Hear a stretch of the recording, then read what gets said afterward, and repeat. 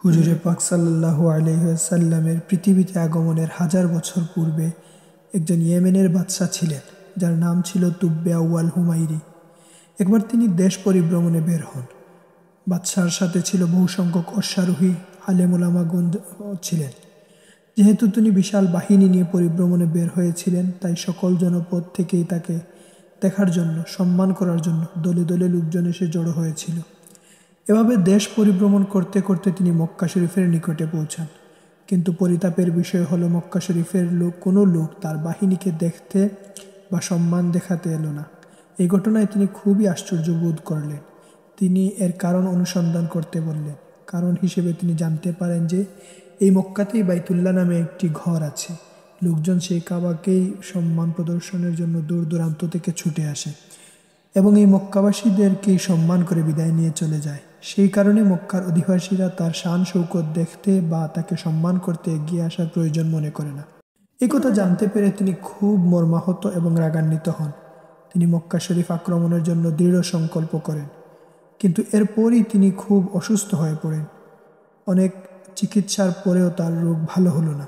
তখন তার বাহিনীর একজন জ্ঞানী ব্যক্তি আলেমে রব্বানী তাকে পরামর্শ দেন যে যদি বাদশাহ কোনো খারাপ সংকল্প করে থাকেন তা যেন বাদ দেন। সেই মোতাবেক তিনি মক্কা শরীফ আক্রমণের সংকল্প ত্যাগ করেন এবং তওবা করেন। ফলে তিনি আরোগ্য লাভ করেন। এই খুশিতে তিনি কাবা শরীফে রেশমি গিলাফ চড়ান। এরপর তিনি মদিনা শরীফে গমন করেন। তার বাহিনীতে যে সকল জ্ঞানী ব্যক্তি ছিলেন তাদের অনেকেই পূর্ববর্তী আসমানি কিতাব সম্পর্কে জ্ঞাত ছিলেন। উক্ত আসমানি কিতাবে রাসূল পাক সাল্লাল্লাহু আলাইহি ওয়াসাল্লামের হিজরত সম্পর্কে যে সকল আলামতের কথা বলা ছিল, তারা মদিনা শরীফে সেই আলামত খুঁজে পান এবং রাসূল পাক সাল্লাল্লাহু আলাইহি ওয়াসাল্লামের খেদমত করার উদ্দেশ্যে মদিনা শরীফে স্থায়ীভাবে বসবাস করার জন্য দৃঢ় সংকল্পবদ্ধ হন।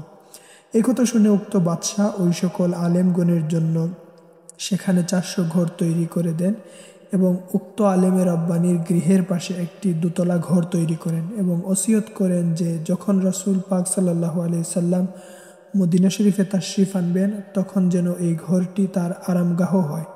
উক্ত বাদশাহ ওই সকল আলেমগণকে অনেক সাহায্য সহযোগিতা করে এখানেই চিরস্থায়ীভাবে বসবাস করতে বললেন এবং আলেমে রব্বানির নিকট একটি চিঠি লিখে তা রাসূলের খেদমতে পেশ করতে বললেন। তিনি এও বলে দিলেন, যদি আপনারা জীবদ্দশায় রাসূল পাক সাল্লাল্লাহু আলাইহি সাল্লামের আগমন নাও হয়, তবুও যেন বংশ পরম্পরায় এই চিঠির হেফাজত করা হয় এবং রাসূলের খেদমতে যেন তা অবশ্যই পেশ করা হয়। এভাবে ওই চিঠিটি বংশ পরম্পরায় হেফাজত হতে হতে তা শেষ পর্যন্ত হযরত আবু আইয়ুব আনসারী রাদিয়াল্লাহু তাআলা আনহু এর নিকট এসে পৌঁছে। তিনি উক্ত চিঠিটি তার বিশ্বস্ত গোলাম আবু লাইলার নিকট হেফাজত করার জন্য রেখেছিলেন। যখন রাসূল পাক সাল্লাল্লাহু আলাইহি ওয়াসাল্লাম মক্কা শরীফ হতে মদিনা শরীফে হিজরত করেন, যখন তার কাফেলা মক্কা শরীফের প্রান্ত সীমা অতিক্রম করে সানিয়াতুল ঘাটি থেকে তার দৃষ্টিগোচর হলো, তখন সকল মদিনাবাসী মাহবুবে খুদা রাসূল করিম সাল্লাল্লাহু আলাইহি ওয়াসাল্লামকে অভিবাদন জানালেন এবং সবাই রাসূল সাল্লাল্লাহু আলাইহি ওয়াসাল্লামকে তাদের নিজ ঘরে তাশরিফ রাখার জন্য অনুরোধ করছিল। এমত অবস্থায় রাসূলে খুদা বলেন, আমার উষ্ট্রির লাগাম ছেড়ে দাও।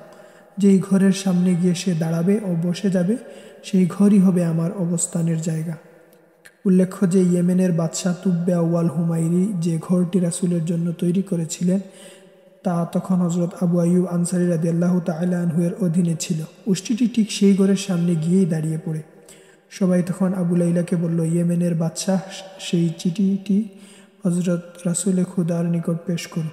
সে যখন চিঠিটি নিয়ে রাসূলে খুদার সামনে এলো, তখন রাসূলে খুদা সাল্লাল্লাহু আলাইহি সাল্লাম আবু লাইলাকে দেখে ফরমালেন, তুমি কি আবু লাইলা? এই কথা আবু লাইলা আশ্চর্যান্বিত হয়ে গেলেন। রাসূলে খুদা পুনরায় ফরমালেন, আমি মুহাম্মদুর রাসূলুল্লাহ। ইয়েমেনের বাদশার সেই চিঠিটি যেটা তোমার হেফাজতে আছে সেটি আমাকে দাও। অতঃপর উক্ত চিঠিটি পাঠ করে রাসূল সাল্লাল্লাহু আলাইহি সাল্লাম বলেন, নেক বান্দা তুব্বে আউয়ালকে মুবারকবাদ।